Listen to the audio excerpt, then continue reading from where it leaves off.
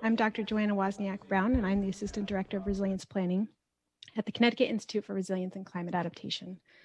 I'm pleased to welcome you to Track 2 in our second annual Resilient Connecticut Summit, where we'll discuss building technical capacity and tools for resilience. Today, we'll hear about the Municipal Resilience Report Card, using Milford as a case study, and the starting stages of the Climate Change Vulnerability Index, under development by our contractor team. These components will become a larger suite of technical tools developed with our partners like the Malone and McBroom Dewberry team, the councils of governments, and municipalities. The maps discussed today will be joined by legal and policy white papers, model ordinances, and planning checklists in the Resilient Connecticut Municipal Toolkit.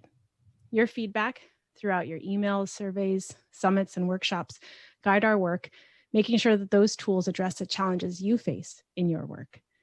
Just as you're able to submit questions during the first half of today's summit, you may continue to submit your questions to us by using the Questions tab at the top of your platform screen. I'll be monitoring these questions, and we'll answer as many as we can at the end of our session. As a reminder, the presentation is being recorded, and you'll be able to view recordings from the summit and all of CIRCA's webinars on our YouTube page following the event. Be sure to subscribe and click the little bell for notifications when new videos are posted. Our first presentation today is from Dr. Yaprak Onet, our Assistant Director of Research at UConn CIRCA, followed by David Sulkis, the City Planner in the Milford Planning and Zoning Office. Yaprak, come on stage and take it away. Thank you, Joan. You may have heard about this, that we have been continuing mentioned in the beginning in presentations that have a CIRCA integrated flood modeling. He mentioned that during the morning session, and have this coastal vulnerability index modeling going on. In previous summit last year, we talked about like what would be the idea that how we are going to present this, and we actually finished the work. We did a case study in the town of Milford, and this is I'm going to show you today. But just to refresh our memories, what the vulnerability index and the vulnerability assessment is. In order to increase the resiliency of the communities, we need to first understand why communities are vulnerable, why that area is vulnerable, and biophysical contributors to that, social contributors. We would like to understand what is contributing to that vulnerability so that we can prioritize our projects. So with this climate vulnerability index that is going to talk about later, we did the smaller scale version. We did the coastal vulnerability index first, which gives us a continuous data set across all Connecticut coastal towns. So we can actually prepare a relative index. We can compare your town within the county that you have or within the COG that you have compared to the all Connecticut coastal towns, so that you can actually see where are the hotspots and then target your resources to that. So these are the contributor layers that we talked about before, and there are 40-tier layers really. And just give you an example of like what those contributor layers and how they look for it. I'm going to give a simple example with the. We know that you are in the low elevation. You are susceptible to wave action, sea level rise, storm surge impacts. So your elevation is contributing very high. On the other hand, low elevation. But if you are in a high hilltop area, your elevation is high. Your elevation index is contributing very low. So if you look at for the all distribution along the all Connecticut coastal lines, we can see this is the distribution, and then we can understand that it is approximately like a moderate contribution that elevation is doing to the coastal vulnerability. But if we just look at the Milford, you see a lot of that are going on, very high contribution of elevations going on, and you can see that from this distribution. So if we took this average and put it in the general index, we can see the elevation contribution of the coastal vulnerability of the town of Milford is higher than the elevation contribution compared to all the coastal towns. Before going into some of the results, I would like to actually show you a little bit of these coastal contributors from our viewer. You can go to our viewer from the vulnerability.edu, and you can choose your town. Now I'm going to choose Milford. And you can go to that Milford, and then you can see choose contributor layers. Now you can see from layer info that I'm looking for, and then ranking is done according to this table, and you can see the distribution. You click on it, and see that what is the ranking, and you can understand, okay, the elevation is between 12 feet and the 25 feet in general index.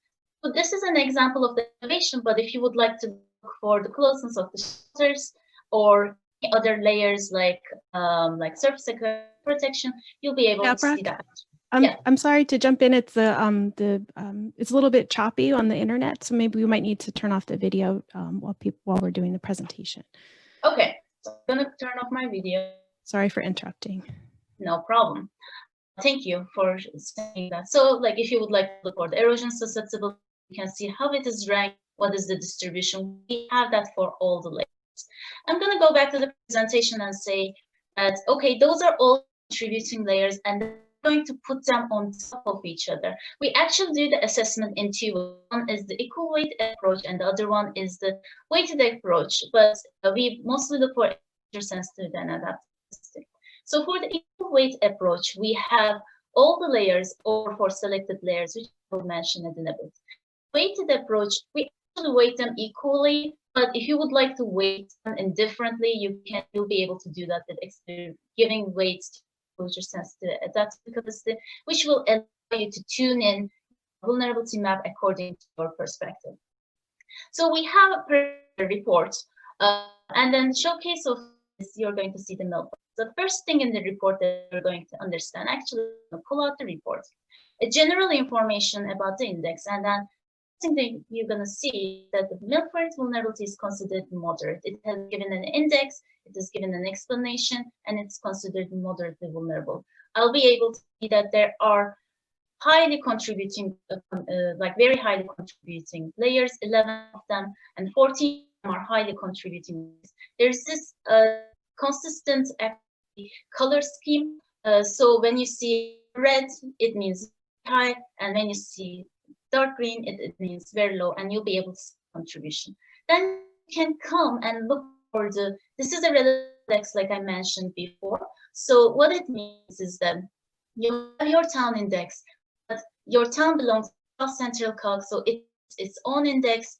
If Haven County has its own index, and coastal towns have its own index. So within indexes, if are within the same boundary of like the standard deviation, it's considered. So for example, South Central Calc can see Milford is like moderately vulnerable as well. But if we do the comparison, the Milford is actually 4% higher in vulnerability compared to the other calc. Then you can report that with your picture, like your photo of like which areas are actually presenting very high vulnerability and low vulnerability in coastal vulnerability index.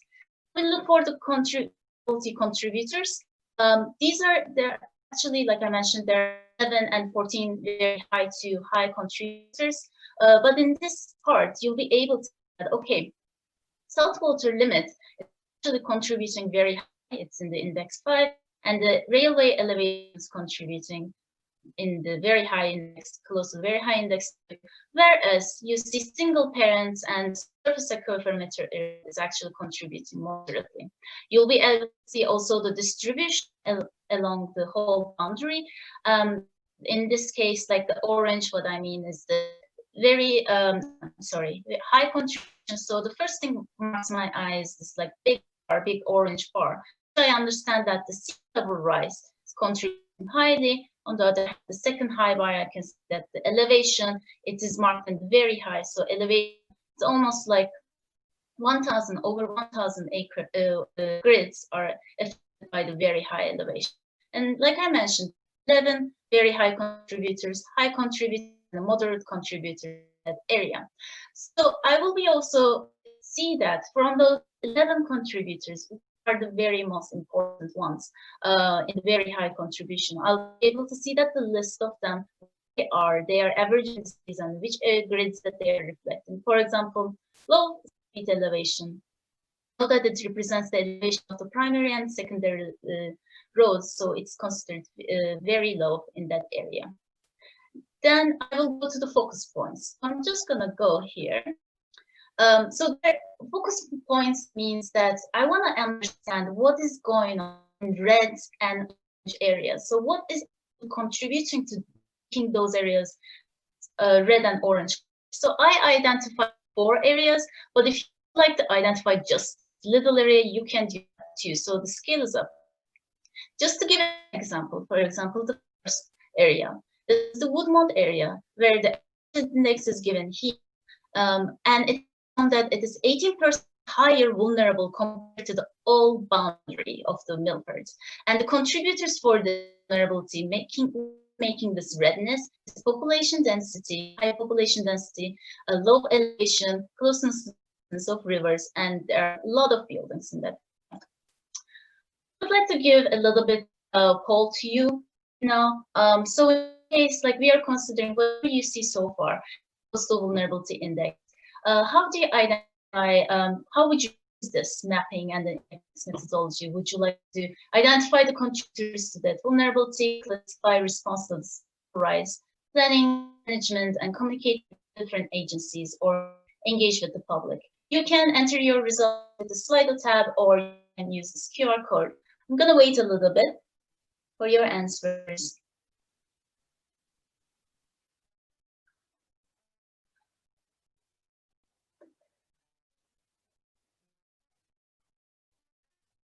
Okay, so I was not able to actually see the results, but hopefully I'm going to continue. We also talk about targeted vulnerability. David Murphy mentioned that before, that we look for these indices. What we mean is that we are using all these layers, contributors that we mentioned. If you would like to actually do a sand pumping project on the shoreline section, you would to consider about the erosion vulnerability. Whereas if you would like to do general in a COG scale, infrastructure vulnerability you would like to look for. You would like to look for a structural vulnerability aspect. We prepare these 6 layers for considering the sea level rise as a stressor, but you can change the stressor. What I mean by that is, for example, saltwater intrusion. In the report, you will have a general map of saltwater intrusion. Again, you're going to see from very high to very low vulnerable areas. You're going to see the list of layers that is used. As you can see, it is not a lot of them. Have a ranking for that. So saltwater vulnerability is considered high. And then how is the distribution? And from that, you will also understand, so these red areas, what is contributing highly to the saltwater intrusion? I'll see at the sea level rise and surface aquifer material. You will have that for all the other 6 conditions. Then we come to the exposure sensitivity and adaptive capacity approach. It is still giving us vulnerability maps. In this approach, we are using selected layers. What exposure is, that's without considering anything, so that stress that system is going through. It can be environmental stress because there are materials that's highly erodible area, or climate-related exposure, which is like the wave impact and sea level rise can be very high in that area. Sensitivity, without any stress, what is the general susceptibility of that area? There's a socioeconomic susceptibility and the natural rise, and also a bioenvironment is contributing to that sensitivity. And we also have an adaptive capacity, which is that our region's ability to cope. There can be built capacity measures, like if you have a coastal structure there, or it can be natural, which can act as a buffer to increase the resilience in that area. So all of them combine the vulnerability. In the report, you will find again a vulnerability map, and you will also give an explanation of that, how exposure sensitivity and adaptation are working with each other. I can see it from a pie chart, or I can see from the values, or it is written here that exposure in area is very dominant. And the town also considered the vulnerable. I also see the distribution of how the exposure sensitivity and exposure is changing. We give this for every exposure sensitivity and adaptive capacity, just to give you a little bit bigger example. So, like I mentioned, there can be environmental contributors or climate contributors to the exposure. So in this case, I see this pie chart, this area is bigger, so the physical average is higher. I can see that physical exposure is more dominant, and I can read that what is physical exposure and the layers. And the layers are erosion susceptibility, saltwater limit, elevation, soil flooding, and shoreline water change. So we have that for sensitivity and adaptive capacity too. At the end, you're going to have two sets of like final maps. In the more red version on the left side of the screen, the layer is contributing. So it gives you a general sense of idea that what is the general contribution. On the other hand, where is a more green map, you have a selected vulnerable, so you're focusing on the smaller impact of it, and but the advantage of this is that you can actually give your perspective, you can weight this, fine-tune it according to your understanding for your area. Before going to the next steps, I would like to actually go to our website again, just to show it really. So vulnerability layers here, you can choose, for example, structural vulnerability. I know what is considered, how is distribution. I can click on the layers and see what is contributing highly in that area. And if I would like to download it, I can download this layer too. I can go here, the exposure sensitivity, adaptive capacity layers, what I see here, ecological adaptive capacity, how the distribution is, what are the layers contributing to that. I change the base layers, and I can add like sea level rise layers onto that if I would like to. Flooding events. So you'll be able to see.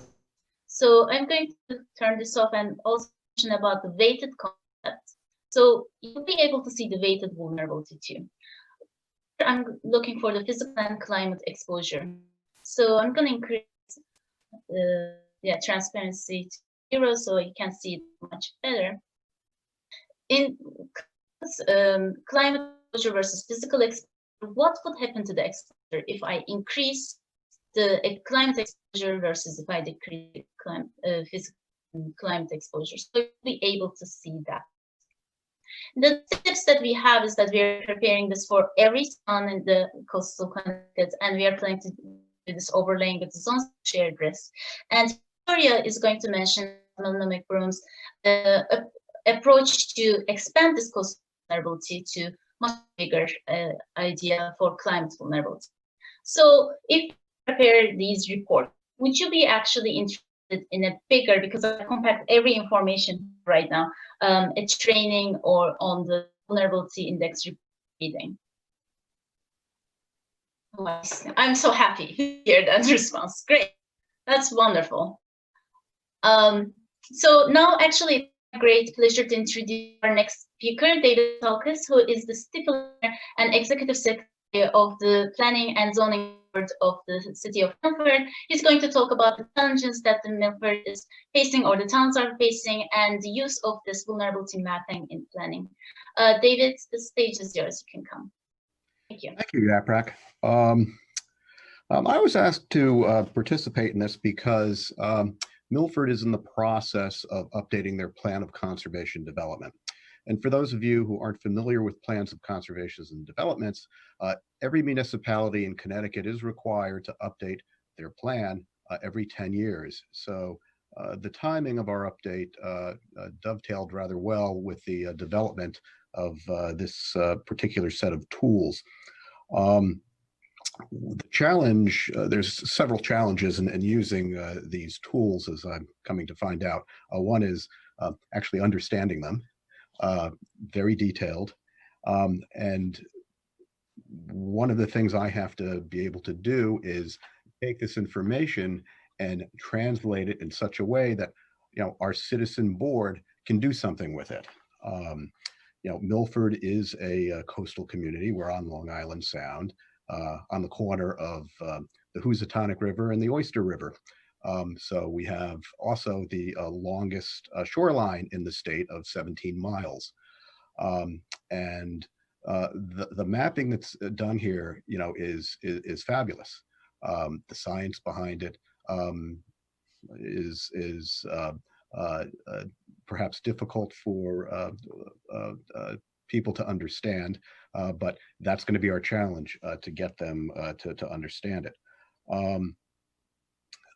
In going through the map, and I'm going to bear with me for a second, I'm going to share some of the information here.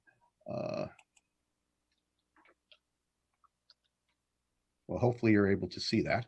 This is the Milford, one of the Milford exposure maps, and Yaprak talked about the weighted and unweighted. And, in my discussions in the development of these tools, I said, as a planner, we're expected to take into account, I'm going to say, the worst case scenario, because we have to. So we obviously don't have a lovely picture of the future here that is going to make citizens and politicians particularly happy. We have done what we can under our current zoning regulations to talk about getting structures out of the floodplain, having 2 feet of freeboard. And on occasion when I meet with people who are coming in and building on the shoreline, and on lots that we know will have flooding with the changes in the lunar cycles, I say, your property is going to be wet once a month, and they're like, yeah, okay. And I said, so you're going to be putting in $1 million into this property to build this new house. Aren't you concerned that, with climate change and projected sea level rise, that the day is going to come where you're not going to be able to walk out of that house without getting your feet wet, because the ground is going to be wet. It's going to be underwater all the time. And the response is always, well, that's not our problem. That'll be our kids' problem, or that'll be the next owner's problem. So right off the bat, we have a challenge in planning. How can we get information to people in a form that they can understand, and how can we influence policies or put policies into place that would, in effect, discourage development, in these environmentally sensitive areas. And that's where, these issues then cross over into the political world.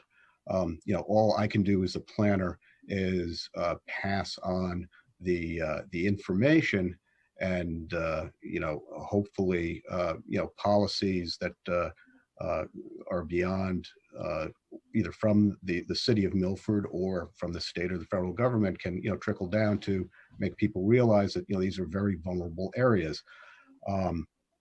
And it and that's just a huge challenge, because on the municipal side, obviously our grand list, we've seen tremendous increases in the value of shoreline properties over the last 20-25 years.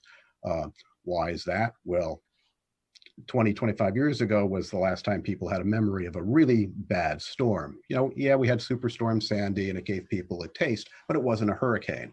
So, at one time, Milford's shoreline was covered in, seasonal homes that would be damaged or destroyed in storms, but they were inexpensive to rebuild because they were just seasonal.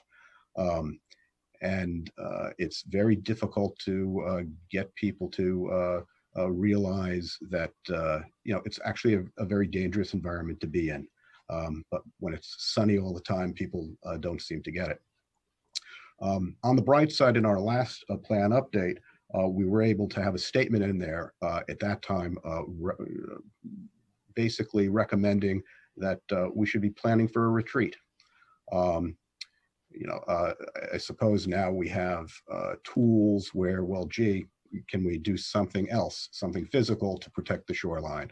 Again, that's a political decision. That's, I would expect, a very expensive solution. And again, as a planner, that's one of the challenges. So I'm sure my fellow planners along the shoreline, they have the same issues. But here we have a tool, here we have a set of tools, a very thorough set of tools that hopefully, when presented to the members of my board, the subcommittee, and to the public, people will look at this, and especially the red and orange areas, and say, wow, we really have have a tough issue that needs to be tackled in the next 50 years, and will there be the political will to do it? I don't have the answer for that, but clearly the need is there, and selfishly, the only thing I could say about that is, well, I guess like those property owners, it'll be the next city planner's problem, because I'm sure I'll be long retired by then. But with this climate change, I mean, who knows? It may arrive sooner than we think. And on that note, I want to thank you for having me here, and I'm going to pass the mic back to Yaprak. Actually, I'll take the mic back. Or Joanne. As much as I'd like to throw it back to Yaprak. I thank you so much, Yaprak and David, for covering such important tools and the work and how it'll be used by the municipalities. We're really grateful that you're able to join us today. The next presentation in this breakout session is from Victoria, and she's an environmental scientist at Malone & McBroom, and she's going to discuss the Climate Change Vulnerability Index. So you can join me up on stage, Victoria. Great, thank you very much, Joanna. Thank you everybody for joining us today. There's a lot of great speakers and a lot of great content. So today I'm going to chat a little bit about the Climate Change Vulnerability Index. So a little bit of what Yaprak was already mentioning earlier. So I'm going to expand on that and go through some of the steps on how we're advancing that. So let me pull up my presentation here for you. All right. Give me 1 second.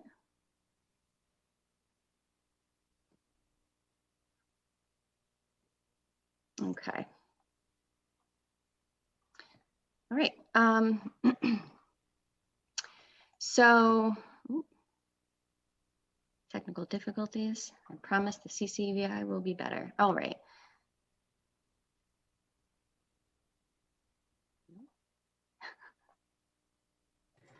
It's okay, Victoria. Just give everybody, as you make it to the bigger, yeah. Oh, and it's in presenter view. So if you just want to switch it. Yep. All right. Thanks, so give everybody a good reminder to stretch. We are sitting for long periods of time nowadays, so stretch. There we go. There we go. Great. Looks great. All right. Thank you. All right. Sorry about that. Okay. So 2 screens isn't always better than 1, I guess. So, like I said, we're going to be expanding a little bit on the Coastal Vulnerability Index with the Climate Change Vulnerability Index. So for those that maybe missed earlier, just a quick update on what Dave presented for those that joined us. Again, just a quick overview. So right now we're in phase 2 of the Resilient Connecticut project. So there's a lot going on in the phase 2. We've got tasks 1, 2, 3, 4, 5, and 6. So like Dave mentioned, tasks 1 and 2 will be going on throughout the entire project. Tasks 3, 4, and 5 are really where the meat are. So we're going to be talking a little bit about that today. Talking about the data collection, the Climate Change Vulnerability Index, zones of shared risk, and then the opportunity areas, right? So this is all going to be carried throughout, slowly progressing throughout phase 2. So the area of focus for the Climate Change Vulnerability Index, as well as all of Resilient Connecticut, is New Haven and Fairfield counties. So we'll be looking at those 4 COGs. We've got MetroCog, WestCog, SCROG, and Naugatuck Valley. So we'll be focusing on both of those 2 counties, however, with a more concentrated focus as well in some of these areas. So these highlighted towns, there's 31 communities that we're really looking to find, these transit-oriented development, these TOD areas of potential, looking at these resilient corridors and where these opportunities are. So we're highlighting these 31 towns because we have these main transit roadways, we have, the train lines, Metro North lines, ample opportunity to really create these resilient corridors. So we've kind of outlined this path to resilience. So this is how this Climate Change Vulnerability Index kind of works its way in there. So we have our task 3. So we're compiling the data to set the stage, right? We're taking a look at all of our past planning efforts, hazard mitigation plans, POCDs, community resilience building workshops, CRBs.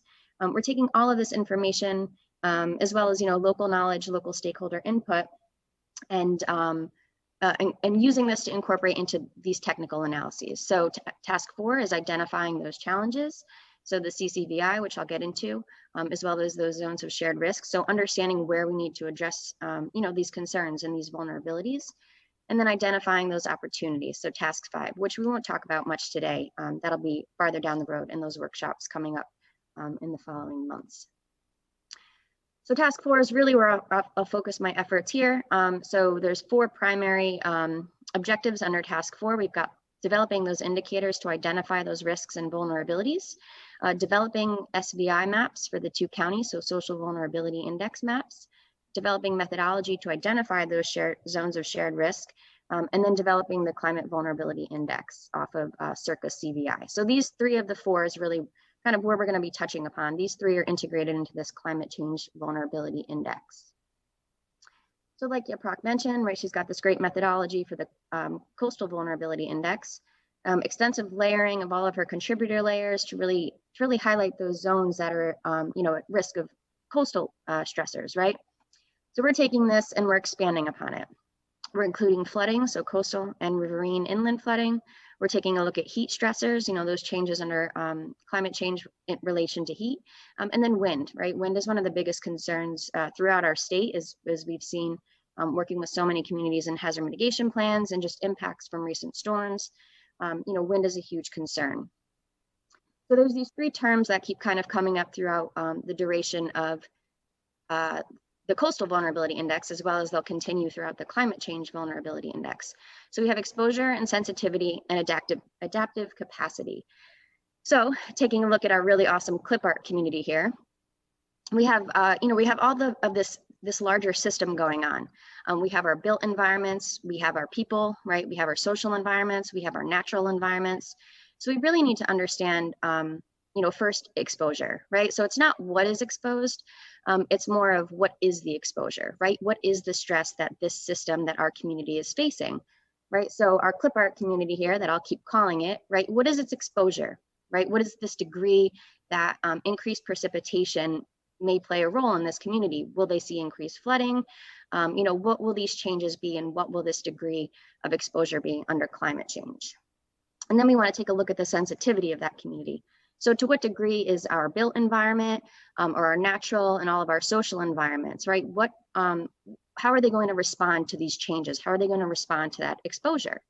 And then we also want to look at their adaptive capacity, right? Every community has a different degree to how they can respond and how they can, manage those damages, right? Do they have, in this instance, in our clip art community, we have this water pump station, right? It's the best I could do with clip art, but how can they respond? What type of social aspects, what type of ecological, and what type of built infrastructure do they have that they can more easily adapt and manage damages and manage response? So working with these key terms, we're going to get to our vulnerability. So we've got our exposure, our sensitivity, and our adaptive capacity. We've seen this equation before, right? So our exposure is before. Let's evaluate, what the potential is before the event. Sensitivity is how will that system respond during the event, and then adaptive capacity, right? How can they manage and cope after this event? So playing off of those 3 components of vulnerability, this is kind of the hierarchy that the CCVI, the Climate Change Vulnerability Index, is following. So we have these 3 components, which exposure, sensitivity, and adaptive capacity, which I just talked about. And we can break those down a little bit further, right? So we have the indicators of each of these components. Primarily, we're looking at, when we're talking about exposure, we're looking at the climate and the physical exposure, right? So how that plays a role into the vulnerability. And we're also looking at the built and the ecological and the social indicators of sensitivity and adaptive capacity. And then underneath all of those indicators, we also have the factors, right? So I'm calling them factors. Yaprock has called them contributing layers. They're the same thing, right? They're all playing a role into indicating ultimately the vulnerability of our systems that we're evaluating. Okay, so now I'm going to throw a lot of data at you, and it's really just to introduce the meat of this project. So we have our flooding stressor, right? And then next we have our component. So in this slide, it's exposure. So our flooding exposure. We're taking a look at our 2 indicators. We have our climate stressor and our physical. And then underneath that are all the factors. So the next 2 slides are going to look just like this for each of our stressors. But really what I'm trying to show you is that we're really diversifying the data that we're using for these three main climate change stressors. So for example, here we have flooding. We're looking at FEMA flood zones. We're taking a look at the CIRCA sea level rise projections. We're going to take a look at storm surge, tidal range, precipitation patterns, right? And then physical, impervious surface, erosion, elevation for pooling, and soil drainage. So now keep in mind, as I'm presenting all of this information, we're still developing this methodology, and we're also going to be, which I'll mention shortly, reaching out to stakeholders. We're really looking for input from folks who are working in these communities, who live in these communities, to really get feedback on what's important and what we really need to take into account when we're running this methodology and we're running this CBA. So here we have sensitivity. So to get an idea of what we'll be running for a sensitivity, we have our built, our ecological, and our social, right? So we're taking a look at the built aspects of this community, of the region, of these systems, taking account into infrastructure, ecological sensitivity. So what may or may be, more sensitive to flooding events, whether it's coastal or riverine. And then social, it's a really, it's a very diverse indicator. So we've looked at several different resources to really try to find those top factors and what will help us identify social sensitivity. And again, this is all, this is kind of a fluid project here. We're working on developing this methodology so that we can, create the most robust index that we can. And then taking a look at adaptive capacity. So what built, ecological, and social aspects will help the region and help these communities, adapt and better respond to an event. So for example, we've got our built, like I said, taking a look at water and sewer infrastructure, access to roadways, access to shelters. Well, I guess that's social, but ecological, we have our open space and flood risk areas, right? That's going to reduce risk. And then we have our social. So again, taking a look at emergency services, what types of organizations are there to support communities after an event or during an event, emergency communication capabilities. So there's a lot of factors going into this index. So I'll present the factors as well for heat and wind, but we put together a couple maps to kind of show what this is going to look like, right? So we've seen, we've seen those technical photographs, those technical graphics of the layering and the GIS information. So now when we look at it on a map, and again, this is only 3, I think, right? Yep, we've got flooding, percent population over 65 years old, and then we have some rail infrastructure, so stations and railroads. So these are only 3 factors of some of those that I just presented. So it's going to be a very complex map. It's very complex, calculations behind the scenes, but it's really nice to take a look at, this is how we're living, right? We have these railways, we have these communities with various population types, and we have different flood risk zones, right? So just imagine all of those factors layered on top of each other, kind of, I guess, in a sandwich. That's the way I always think of it. Taking a look at this layering of all of these different factors to really look at these compounded effects to identify these areas that are, more vulnerable in regard to flooding. So again, I'll cruise through the next few slides here. So we have our heat stressor, we have our exposure component, and then we have our 2 indicators, and then we have those factors, right? So we have our climate stressor and our physical indicator, and then these are the few factors that fall underneath it. So we're doing the same for sensitivity.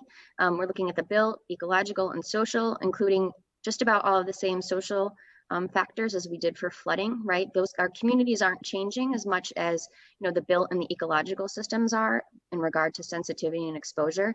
Our communities and our populations are fairly consistent among the different stressors, not throughout the region, but in regard to the stressors. And then again, heat adaptive capacity, so similar to flooding, right? Taking a look at the built, ecological, and social indicators and how we can adapt and how our systems can better adapt.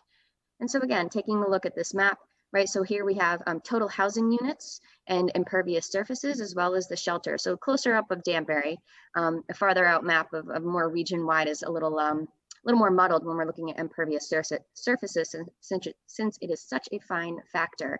But trying to identify those areas with increased impervious surface, those social populations that may be at more risk, more sensitive to increased heat. So, like John mentioned, we're expecting a drastic increase in days of over 90 degrees by 2050. So it's really a concern.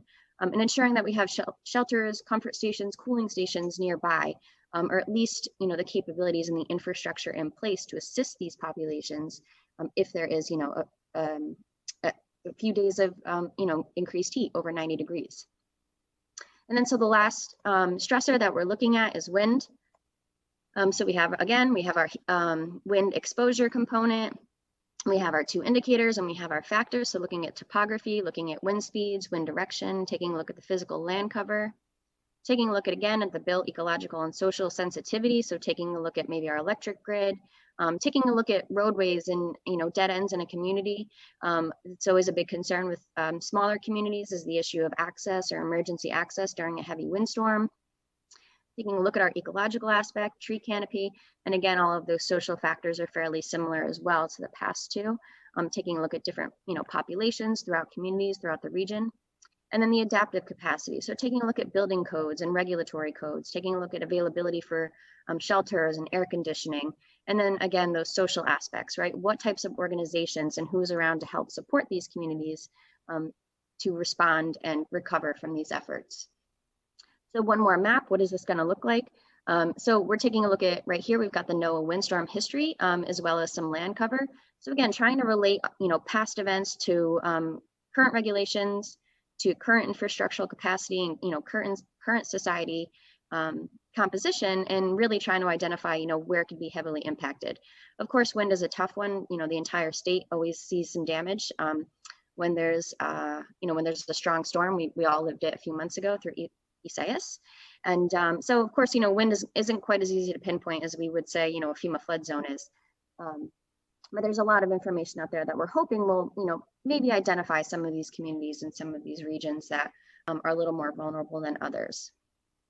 So what will the CCVI inform, right? So that was a lot of factors. That was a lot of just random data points that I threw at you, which there's a lot going into it. And like I said, we're going to want some input and some help here, but this is going to be a really important tool. So the CCVI, the Climate Change Vulnerability Index, is also going to help inform the zones of shared risk efforts, right? So we're going to kind of break this CCVI up a little bit. Can't even say my own acronym eloquently. The ZSR, zones of shared risk. So we're going to break this vulnerability index up a little bit to help us kind of find these hot spots to also inform zones of shared risk, right? So there's a lot of information also going into the development of these zones of shared risk, but it's really important to understand the vulnerability throughout these communities.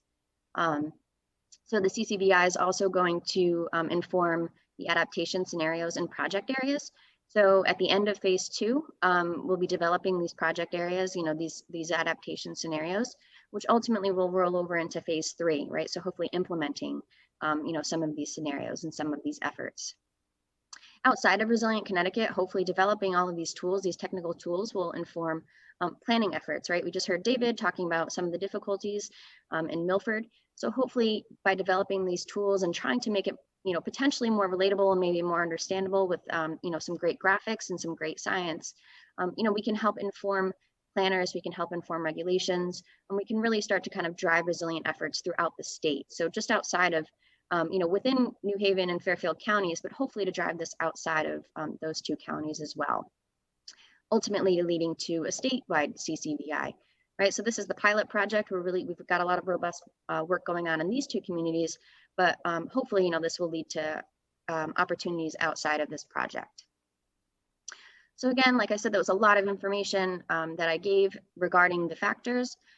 So a few next steps, right? Obviously, finalize this methodology and run the index. Right, let's run this analysis.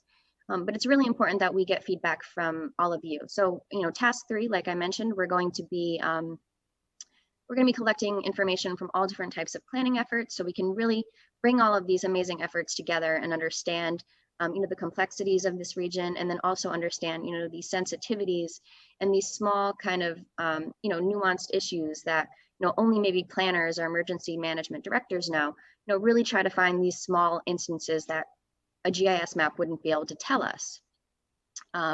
So one part of this is that we also want to make sure that these factors that we're incorporating are factors that, folks who are in charge of, planning efforts and municipalities and COGS, all of these folks that are involved in these day-to-day activities, to make sure that these factors are really something that's going to drive this index to give us valuable results. So what we've developed is we have a phase 2 story map. So you could see that in the bottom left there, our Building Resilient Connecticut Community Story Map. So it's going to be a great landing page for everybody to kind of watch the updates and watch the progression of the phase 2 project. But we've also put a Resilient Connecticut CCVI factors feedback form.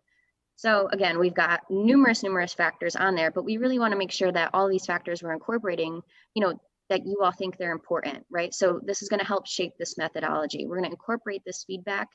It'll be involved, or it'll help shape some of the ranking and the weighting that'll go into the process. A little bit of what Yaprak was saying before. We weight and rank all of these factors. So by getting feedback, we can understand what's really important to communities and maybe what's not so important to communities, or maybe there's factors that we've overlooked. So we want to make sure that we're incorporating all of this information and that we're really developing this for these communities, for Connecticut communities. So it's really important that, we get some feedback that way. So on top of that, well, there'll also be some engagement that's, it's been a little bit mentioned throughout the process or throughout the presentations this morning, but yeah, so stakeholder feedback and is very important to the CCVI. So this is one great opportunity. And the story map is new, so we'll be launching this this afternoon after the summit. So pretty soon that'll be live on the Resilient Connecticut website.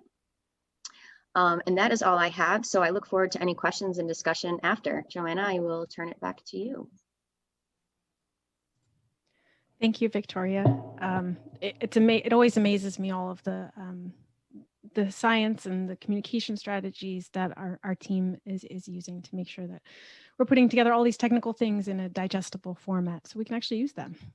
So I welcome Yaprak, David, and Victoria to join me on stage. So now we can take questions from the audience. You guys can all turn your cameras on. And this is a reminder to our audience to submit your questions by using the questions tab at the top of your platform screen. We are getting a couple of questions in. I'll start one to David. What did you learn from the report card that you might not have expected? When I think of impacts on our shoreline, to be honest, I didn't really think too much about the rivers that go through town. I didn't really think about some of the social indicators that were part of the report card. So it concerned me because my initial thinking is, I'm based on experiences. Wow, all the issues are on the shoreline. That's our big problem area, and to a great extent it is. But again, we have rivers going through town where clearly, there's floodplains there, and there's houses that are there, not to the degree on the shoreline. So that opened my eyes. What also surprised me is the degree of the potential impact, because those areas along the shoreline, I mean, the potential for an impact, based on the information that's just in the moderate area is tremendous. I mean, it's physically a large part of the lower part of our town. What I'm doing here in house now is I actually gave this report card to our GIS people, and I want to be able to try to take the information and make it more relatable to my commissioners and to the public. And he's going to look at that and impose the streets and the structures themselves. So when we have a meeting, someone can go, oh, I live on Broadway, and oh, my house is in the red zone, and hoping that will start the dialogue and start people to think about taking this seriously. Yes, yeah, it's a great pointing out the communication opportunities, especially with GIS. Yes, that's critical. We've been working with the COGS to help us with collecting some of that, which is the planimetric data, like you just mentioned, is an incredible way to merge the climate vulnerability with what's actually happening in your communities. Right.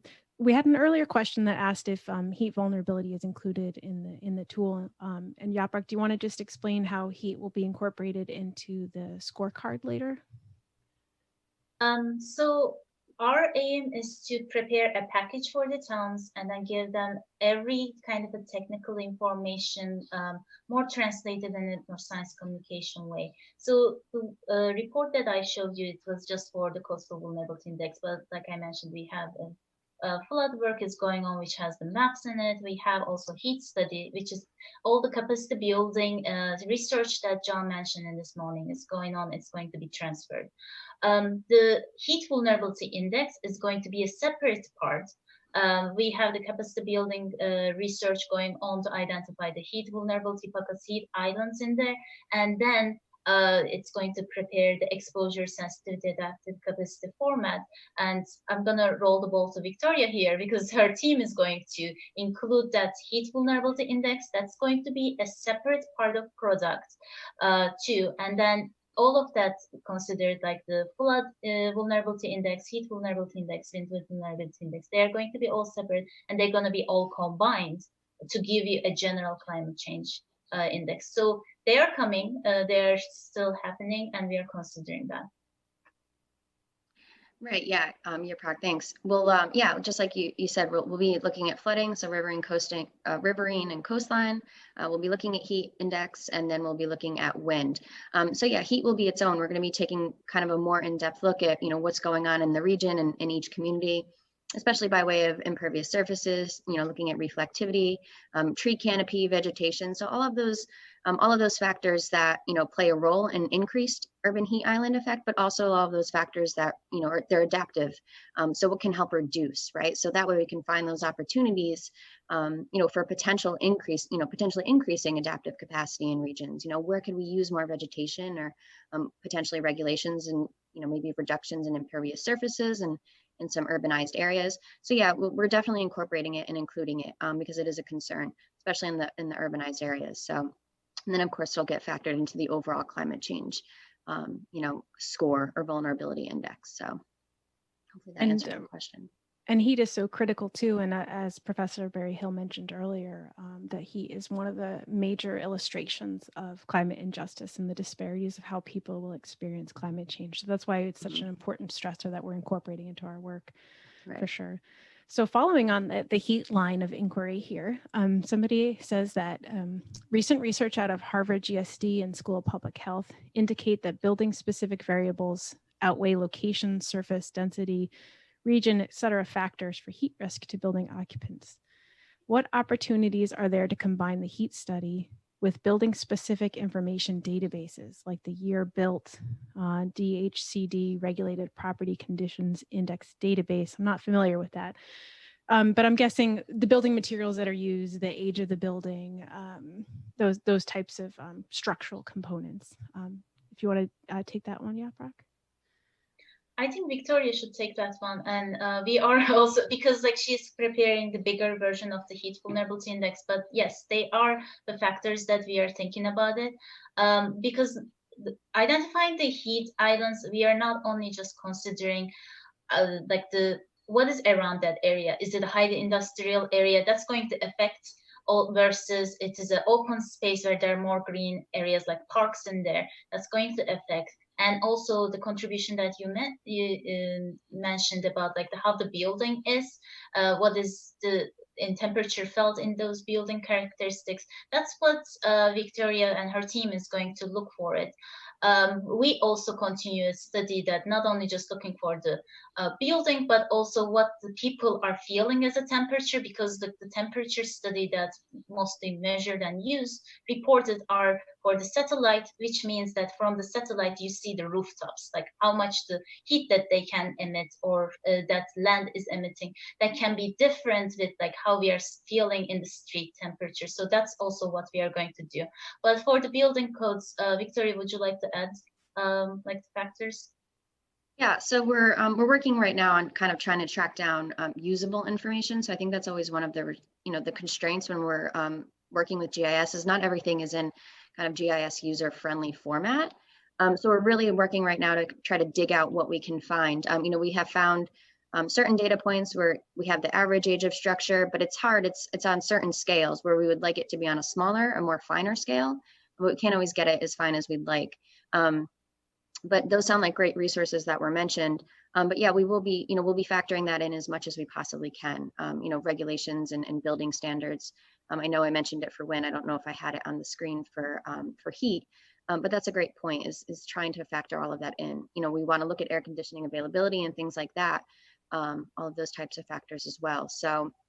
Eproc mentioned it as well. We're not just taking a look at, the one thing, the impervious surfaces, right? We're trying to take this on a larger scale. So as long as everything is GIS friendly, or we can somehow get it into GIS, I think we're working on doing that. We've got some great GIS techs and professionals in the background, crunching Excel sheets and all sorts of data formats into GIS layers. So we're trying. I just want to add one more thing to that. So what's we are trying to do with climate change vulnerability index or coastal vulnerability index, that's just like a view to you, like the first glance picture. What is really going to contribute in addition to that, like David's perspective on it, the planner's perspective, what the other community is thinking. That's why this is a piece of a puzzle that I would like to consider it, instead of like just the whole picture magically is going to give you the solutions. That's why we have all these capacity building activities to look for in planning, and look for in architectural part, in engineering, and also in legal aspects too. I can jump in for a second. We're very concerned about that. And actually in 2004, we changed our zoning regulations to address parking lots, because we recognize parking lots as, our equivalent of an urban heat island, especially along the post road. So we have all sorts of standards now to green up parking lots. And even, we're considering now, which I know Hartford has done, lowering the parking requirements, because as time has gone on and people's work habits have changed and demographics have changed, not everybody has a car and not everybody needs a car. And, we're really parking things for, that peak time when, maybe if all the stars aligned, the place is going to be packed, like the mall. So, that mall is parked for probably the 1 week a year that, the world descends on it. And the rest of the time we have, a huge, a parking lot that's sitting there, I'm sure, warming things up nicely. The challenge, of course, is, with land use and zoning regulations is we can change the regulations. We can eliminate the parking requirements. We can do a whole bunch of things, but until the property comes in to be redeveloped or changed, we can't really do much with what's already out there. And that's a challenge that we have, on the local level. So it'll take some time, I think, where parking lots are concerned, to deal, to try to lessen that heat island effect. Building code may be different, if there are changes in the building code, which is where I think some of your research may have to, may lead you to, is, if buildings are constructed differently, they could perhaps, lessen that heat island effect. But again, that's on a building per building basis as they get either rebuilt or brand new from scratch or rehabbed.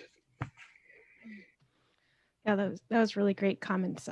Thank you very much. We have another question that might be similar along the lines of planning changes that have happened recently.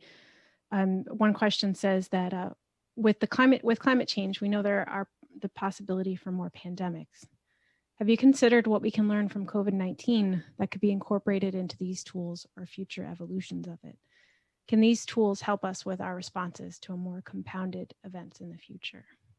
So David, do you want to start with that and about things that you have used of planning and zoning tools that related to COVID that might be applicable to climate change preparations? I don't know about preparations, but obviously with the governor's executive order, we had to allow restaurants who didn't either have the capacity or didn't want to have outdoor dining, who now have outdoor dining. And so that gets people outside more. and people spend more time outside, I think they'll be more aware of things, what affects them. So I think that could lead to some changes in our regulations, because you can have people sitting outside in a parking lot like they are now, having a meal, and there doesn't appear to be any sort of parking issues. Granted, many people aren't going out and taking advantage of it, but I can see changes that way. Again, I think building codes after this may change, for ventilation systems in structures. Our zoning here, we don't really get into capacity. We don't regulate capacity for things. That's building code and that's fire code. We're just interested in the uses. So having this pandemic really doesn't change the land uses. I mean, we're always going to have restaurants, and could the format of restaurants or retail change, based on this, where you have users who are coming in, instead of wanting to have that 20,000 square foot big box, or 100,000 square foot big box, or that 3,000 square foot restaurant, maybe they can make do with something smaller. Maybe they want to have something smaller. So I guess time will tell. It always does, doesn't it? I'll make a quick comment, Joanna, on some of the not necessarily zoning, but I think one thing that's come out of COVID that most municipalities are, and it's really going to benefit emergency preparedness and hazard mitigation and resiliency, is communications. I think most municipalities are understanding the need for additional communications or improved communications. I think IT and flexibility in working spaces for municipal operations and emergency operations has really improved, or at least able to identify those gaps that municipalities have, but they didn't realize before. So I think on emergency response end, shelter capacity, shelter availability. So I think outside of zoning, I think COVID has really, unfortunately brought about, some of these awarenesses that we were unsure of before. We didn't understand, or we didn't realize them previously. So kind of outside of the zoning, but I think emergency response and kind of that adaptive capacity aspect has been, slightly elevated throughout many municipalities, and not just Connecticut, obviously, but just to throw my 2 cents in there. And I can attest to that, because Yeah. we went from being a very paper oriented, here and present, government operation, at least on our land use side, to, gee, we're getting things sent to us now. Everything's electronic as much as possible. At the beginning of the crisis, they wanted some of us to work from home, and they had to scrounge up portable computers that were rejects from the Board of Education in a closet that barely worked for us.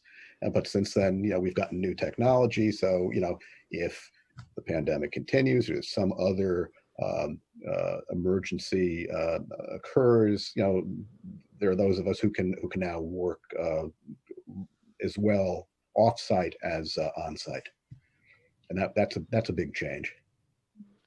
And that's significant too. We have so many different tools than they did in 1918. A huge difference, and hopefully it'll be a long time before we see the next pandemic. But I think following on Victoria's point, that what's unique, I think, about this project is it doesn't just look at climate stressors and say, like, okay, sea level is going to be this high in this location and that's it. The exposure, sensitivity, and adaptive capacity components really highlight the socio-ecological systems that we are trying to manage. So it's not only just the environmental hazards, but it's how we interact with the hazards, how we plan for the future. And because we don't live in singular sectors, it all relates to each other. So that's what I'm really excited about for Resilient Connecticut and for CIRCA and the team going forward. We are at our time. I wanted, Yaprak, was there a sentence or two you wanted to throw in before I switch to the closing slides? before going to the closing slides, I saw in the questions that whether they are just static, these tools are, they are not.